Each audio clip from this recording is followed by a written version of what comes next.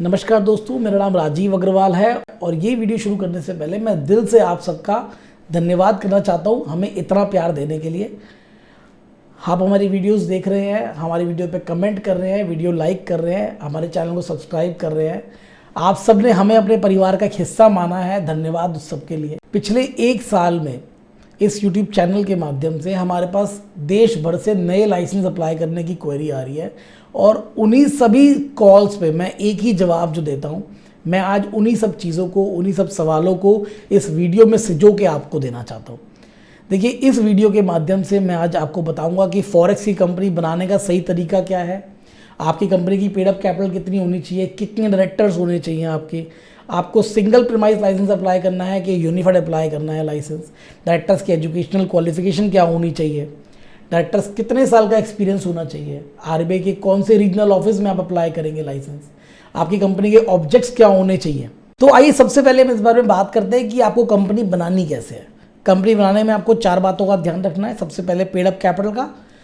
RBI master direction और money changing activities के अनुसार आपको 25 लाख रुपए का मिनिमम नेट ओन फंड अपनी कंपनी का रखना चाहिए, जिसकी वजह से आपको अपनी कंपनी का जन्म जो है वो 25 लाख की मिनिमम पेड अप कैपिटल से करना पड़ेगा। दूसरा, कंपनी के ऑब्जेक्ट क्लॉज। कंपनी के ऑब्जेक्ट क्लॉज जो मेमोरेंडम ऑफ एसोसिएशन के प्राइमरी ऑब्जेक्ट में का भाग बनेंगे वो इस तरीके से बनाए जाने चाहिए जो फॉरेक्स की एक्टिविटीज़ की योग्यता प्रदान करे आपको, और उन ऑब्जेक्ट से ना तो रिजर्व बैंक को कोई आपत्ति हो और ना ही मिनिस्ट्री ऑफ कॉर्पोरेट अफेयर्स को कोई आपत्ति होनी चाहिए।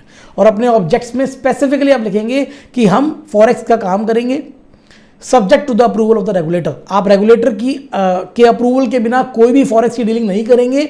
इस बात का स्पेसिफिक बखान अपने आप एमओए में करेंगे और आपकी कंपनी का ऑब्जेक्ट क्लॉज आपको इन बातों का ध्यान रखते हुए बनाना है। और तीसरा, डायरेक्टर्स का चुनाव। देखिए, आपकी क्योंकि प्राइवेट लिमिटेड कंपनी है तो 2 डायरेक्टर्स मिनिमम होंगे और इन दोनों डायरेक्टर्स का क्वालिफाइड होना बहुत जरूरी है। मतलब देखिए, डायरेक्टर्स की एजुकेशनल क्वालिफिकेशन का जिक्र 2 जगह किया जाता है। सबसे पहला, जब कंपनी इनकॉर्पोरेशन होता है तब DIR 2 एक फॉर्म जाता है, और जब AP कनेक्ट के ऊपर फाइल सबमिशन होता है या जब आरबीआई में लाइसेंस प्रोसेस हो रही होती है तब डायरेक्टर का फिट एंड प्रॉपर क्राइटेरिया जाता है, जहां पे हमें एजुकेशनल क्वालिफिकेशन का जिक्र करना पड़ता है डायरेक्टर की। अब जो एजुकेशनल क्वालिफिकेशन आप अपने इन निर्धारित फॉर्म्स में लिखेंगे वो एजुकेशनल क्वालिफिकेशन का प्रमाण पत्र आपके हाथ में होना चाहिए और वो रिजर्व बैंक में आपकी फाइल प्रोसेस करने के दौरान आपसे मांगा जाएगा। तो this is the educational qualification part. Second, आपका एक्सपीरियंस।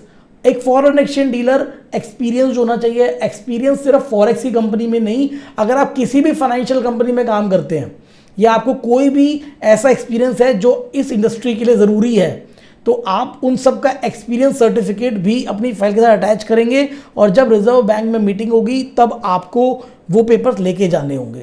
और जो भी डायरेक्टर आप चुन रहे हैं वो डायरेक्टर DOE DRI से बिल्कुल क्लीन चिट होना चाहिए। मतलब उस व्यक्ति के अगेंस्ट कोई भी directorate of enforcement, directorate of revenue intelligence और any other law enforcing authority, इन सब के द्वारा कोई भी इंक्वायरी भी इनिशिएट नहीं होनी चाहिए।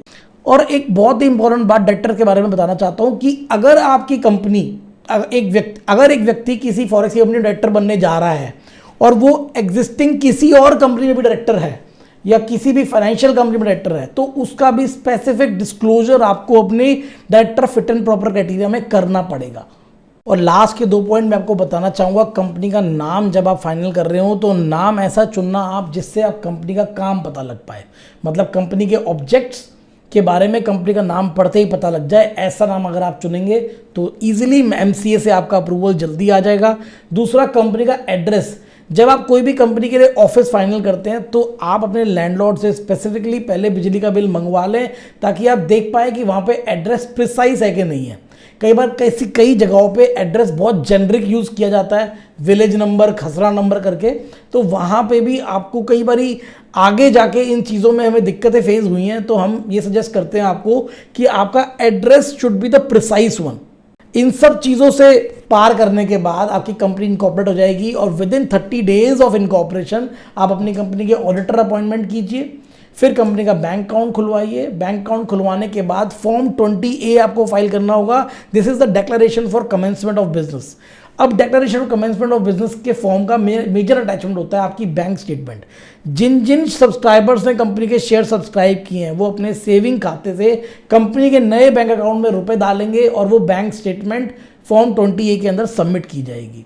इन सब सिस्टम यहाँ फॉर्म 20A फाइल करने के बाद आपकी कंपनी इनकॉर्पोरेशन का काम पूरा कंप्लीट हो जाता है। अब यहाँ से आपका जर्नी शुरू होगा रिजर्व बैंक के पोर्टल का, जो कि AP कनेक्ट है। आप AP कनेक्ट के ऊपर अपनी कंपनी को एनरोल करेंगे और फिर उसके अंदर लाइसेंस अप्लाई किया जाएगा।